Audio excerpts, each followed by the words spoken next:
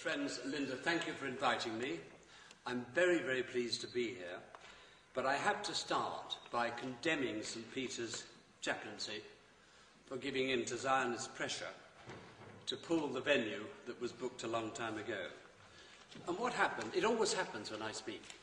I always have to tell my host, the plug will be pulled, you must have a fallback venue. But this raises a very interesting question. What is it about me and my book that so frightens Zionism to cause it to resort to tactics which subvert what passes for democracy? Now, I hope that in about 25 minutes from now, you'll be able to answer that question for yourselves. Now, my prepared text for this evening begins with a question for you all. If it is the case, and I believe it is, that Bush and Blair are the best recruiting sergeants for violent Islamic fundamentalism, why is it so? Is it A, because they are ignorant of history and don't know what they're doing and are, in a word, stupid? Or is it because they, or those who pull their strings, want a clash of civilizations, Judeo-Christian v. Islamic?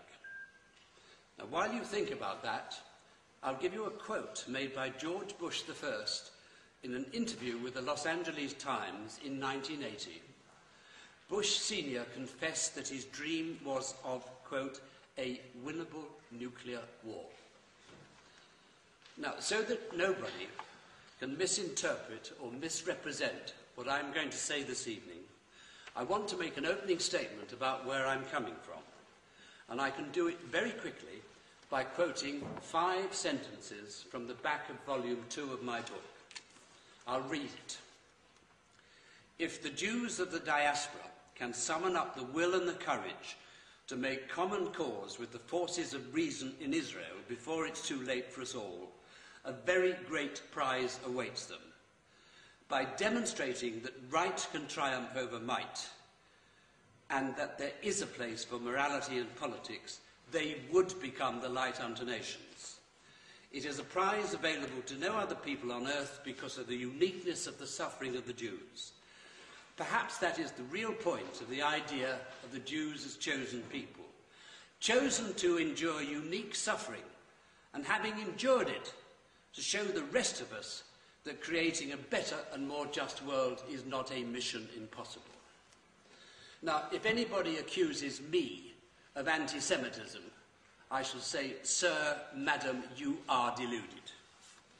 And if anybody, including the people at St. Peter's chaplaincy, say to me, OK, Alan Hart, you're not an anti-Semite, but you are feeding anti-Semitism, I shall say, that can't possibly be true, because I also have a message for Gentiles in my book, and it's this: don't blame the Jews who live among you for what hardcore Zionists, a minority, are doing in Israel-Palestine. But I also have a message for non-Israeli Jews. Silence on the matter of Israel's behaviour is not the way to refute and demolish a charge of complicity in Zionism's crimes. Now, to give that remark some context, I'll tell you why I insisted on the title, Zionism, the Real Enemy of the Jews, as the title for this book. In my view, it reflects in 7 words 2 truths for our time. The first is that the monster, the sleeping giant of classical anti-Semitism has been reawakened. The second is that the prime cause of the reawakening is the behaviour of the Zionist state.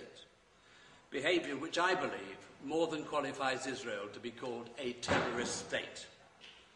Now, I'm assuming that you've got lots of questions, and I want us to have a really good debate. And in advance of it, I'm going to confine myself, more or less, to addressing 3 main and related themes. The truth of history as it relates to the making and sustaining of the Arab-Israeli conflict, how difficult it is to get the truth to the citizens of nations, and why it is so important, desperately important, for the citizens of nations, Jews especially, to be informed of the truth of history. And along the way, I'm going to touch upon one of the most controversial issues, the matter of Israel's right or not to exist. Now, in my analysis, There are two reasons above all others why, since the obscenity of the Nazi Holocaust and Israel's unilateral declaration of independence, informed and honest debate about who must do what and why for justice and peace has not been possible throughout the mainly Gentile Judeo-Christian world, and why, as a consequence of that, a resolution of the Palestine problem, which I describe as the cancer at the heart of international affairs, has remained beyond the reach of politics and diplomacy. The first is Zionism's success in persuading virtually the whole of the Judeo-Christian world that Zionism and Judaism are one and the same thing.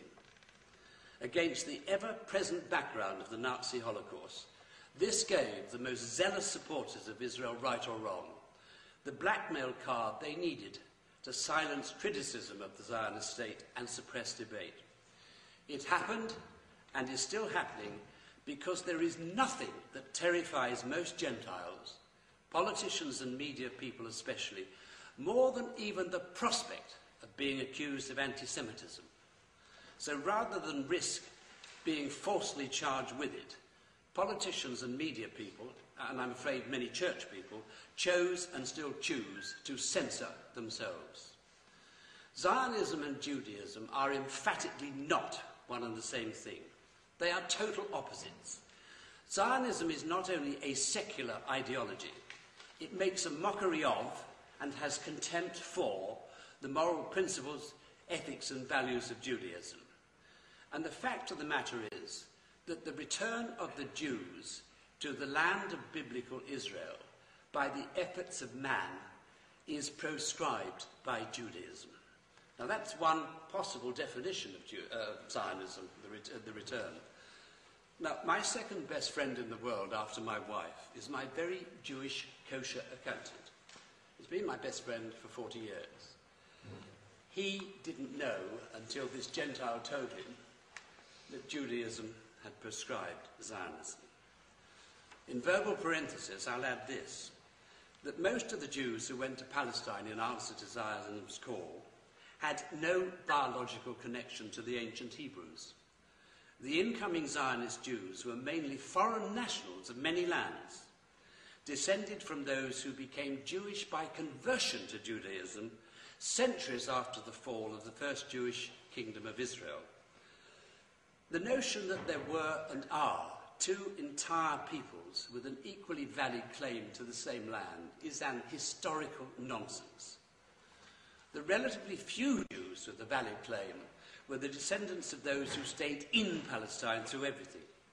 They numbered only a few thousand at the time of Zionism's birth. They were fiercely opposed to Zionism's colonial enterprise because they feared, rightly, that it would make them enemies of the Arabs among whom they'd lived in peace and security, as well as the incoming Zionist Jews. Now it follows, or so it seems to me, that an absolute prerequisite for informed and honest debate is a proper and explicit definition of Zionism, and more important, what is a Zionist today? I offer the following. Zionism is the nationalism of some Jews, actually a tiny minority of the world's Jews at the time of Zionism's first public and dishonest mission statement in 1897, which colonized land, Palestine, to create a state for some Jews, an enterprise which required the incoming alien Zionist colonizers to ethnically cleanse the land of most of its indigenous Arab inhabitants, the majority population at the time of the colonization. Now, what is a Zionist today? One, not necessarily a Jew, who, to quote Balfour, supports the Zionist state of Israel, right or wrong, and who cannot or will not admit that a wrong was done to the Palestinians by Zionism, a wrong that must be righted on terms acceptable to the Palestinians for justice and peace. Now, on the basis of that definition of what a Zionist is today, which has been approved, I may tell you, by my dear friend Ilan Pappy, I suggest that by no means all Israelis are Zionists, and that probably only a minority of the Jews of the world are Zionists. The second reason why informed and honest debate has not been possible is the fact that the first and still existing draft of Judeo-Christian history of the conflict is constructed on Zionist mythology, which is one propaganda lie after another.